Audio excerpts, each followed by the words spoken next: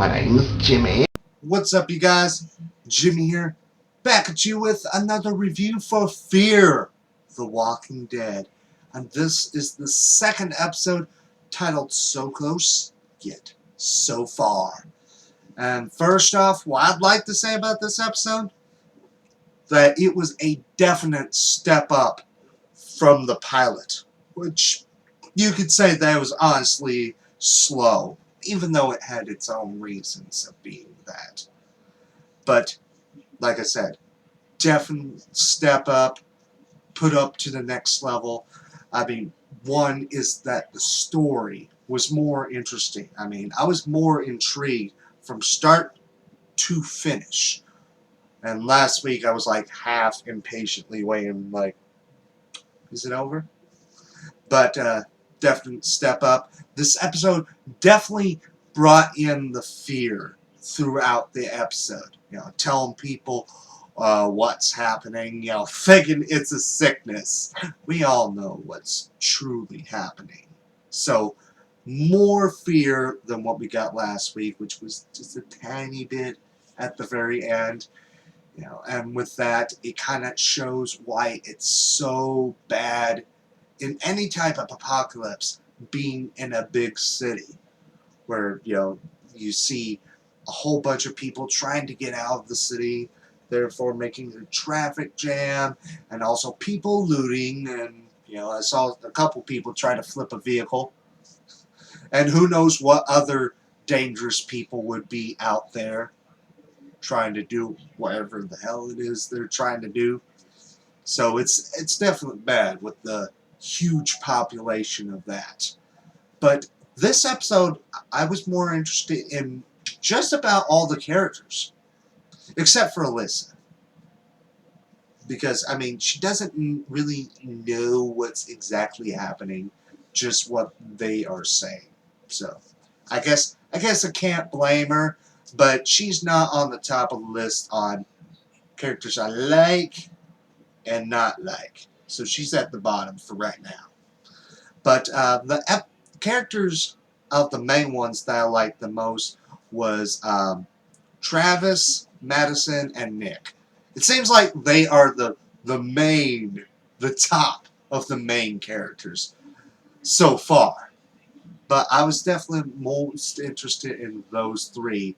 You know, and even there was some smaller characters that I was kind of more interested in with this episode. One being Tobias. You know, he kind of knows what is going on, and he's even stockpiling on it. Which I have the feeling that he's someone that's just not going to make it in the apocalypse. Just being honest. Because, I mean, you know, what knowing about it is one thing, but being able to do it is a completely different thing. I mean, anyone could say, "Oh, I could survive the zombie apocalypse. I know what I need to know." But you never know until and if it actually does happen. Because me, I can honestly say I have no clue how long I could survive with all my experience when it comes to zombie related things that I've watched or read. So I wouldn't know. I wouldn't. But one part of the episode in particular that I liked is that this part where there's a protest, because that's where Travis' son Nick is. Which you know, they're thinking that the police were killed a homeless man, you know, just for whatever reason, you know, think that they were kind of abusing power, I guess. Kind of, it's sort of like what's happening right now, but I'm pretty sure that that wasn't the reason to make that scene. But that entire scene shows that everyone is like still people. People are still people right now. Whereas in The Walking Dead, people are completely different. So there's a definite more of a difference for when it comes to the people themselves. But who knows when that will change when they'll start to become more like in the main series. Because the world is not the same as it once was before. And one thing I forgot to talk about in the pilot episode is that the opening. The opening definitely does feel more horror-like.